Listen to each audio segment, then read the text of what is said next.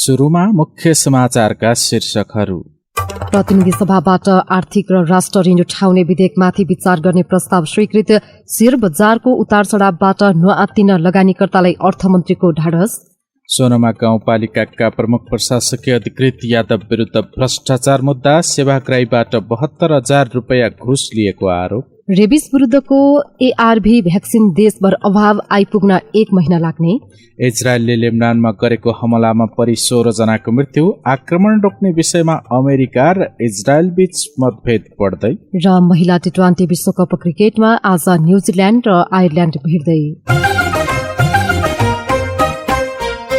समाचार अब विस्तारमा। प्रतिनिधि सभाले आर्थिक विधेयक 2083 र राष्ट्र ऋण उठाउने विधेयक 2083 माथि विचार गरियोस् भन्ने प्रस्ताव सर्वसम्मतिले स्वीकृत गरेको छ। आज बसेको प्रतिनिधि सभा बैठकमा अर्थमन्त्री डाक्टर सोर्णमी अग्लेले प्रस्तुत गर्नुभएको दुवै प्रस्ताव बैठकले अनुमोदन गरेको हो। प्रस्तावमाथिको सामान्य छलफलका क्रममा सांसदहरूले उठाएका जिज्ञासाको जवाब दिँदै अर्थमन्त्री डाक्टर वाग्लेले बजेट मार्फत व्यवस्था गरिएका शुल्क र कर सम्बन्धी रकम सम्बन्धित क्षेत्रमै खर्च हुने विश्वास व्यक्त गर्नुभयो।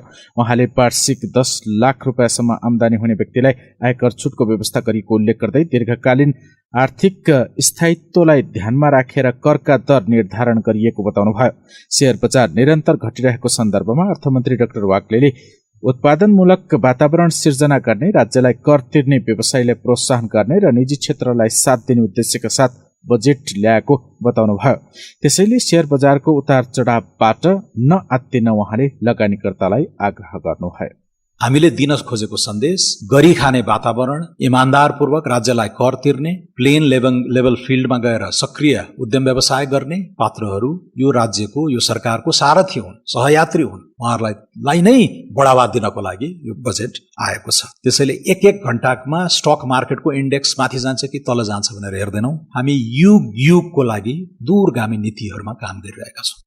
त्यसैगरी प्रतिनिधि सभाले सार्वजनिक खरिद दोस्रो संशोधन अध्यादेश 2083, सम्पत्ति शुद्धिकरण मनी लन्ड्रिङ निवारण तेस्रो संशोधन अध्यादेश 2083, सहकारी पहिलो संशोधन अध्यादेश 2083 र स्वास्थ्य विज्ञान प्रतिष्ठान सम्बन्धी केही नेपाल ऐनलाई संशोधन गर्ने अध्यादेश 2083 लाई स्वीकृत गरियोस् भन्ने प्रस्तावहरू पनि सर्वसम्मतिले पारित गरेको छ।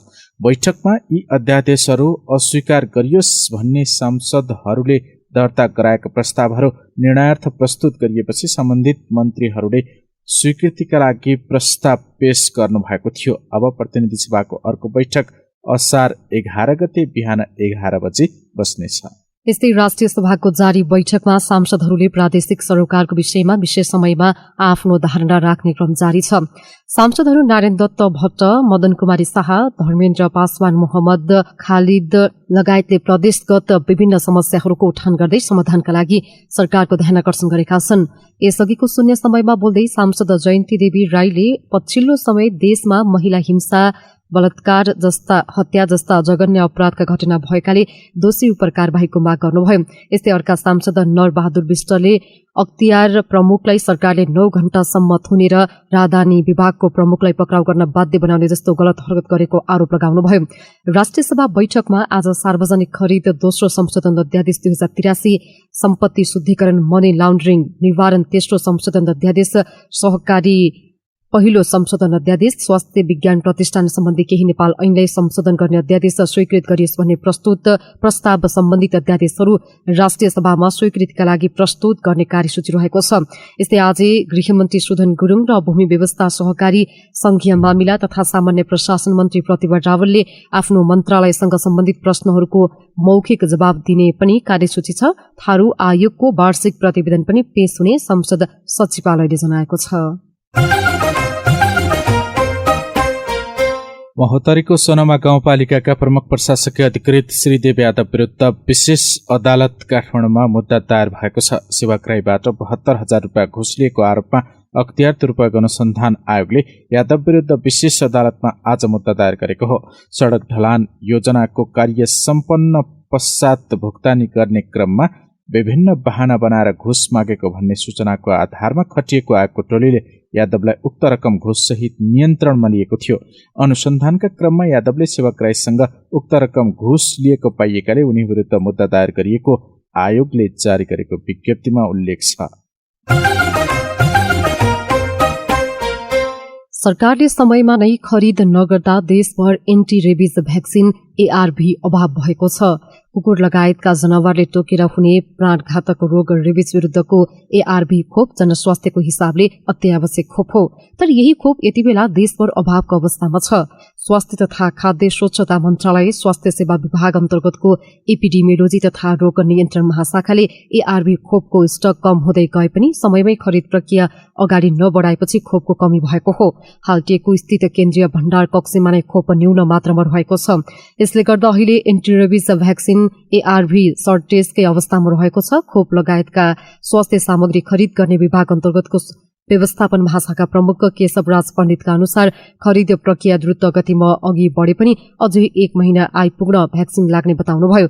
यतिखेर उपत्यका बाहिर एआरभी भ्याक्सिनको अभाव भएपछि धेरै बिरामी टेकु स्थित शुक्रराज ट्रपिकल तथा सरुवा रोग अस्पतालमा एआरभी भ्याक्सिन लगाउन आउने बिरामी बढ्न थालेका छन्।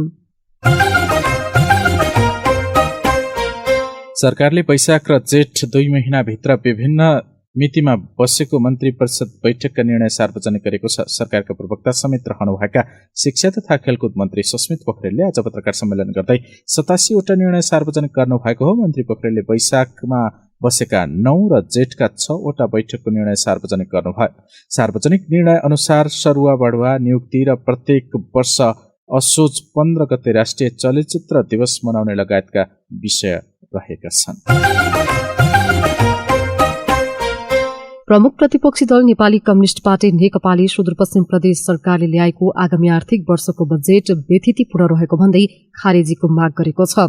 नेकपाले आगामी आर्थिक वर्ष 2083-84 को बजेट तिथिपूर्ण नभएको भन्दै खारेजीको माग गरेको नेकपा संसदीय दलका नेता खगराज भट्टले थाहा सञ्चार नेटवर्कसँग बताउनुभयो।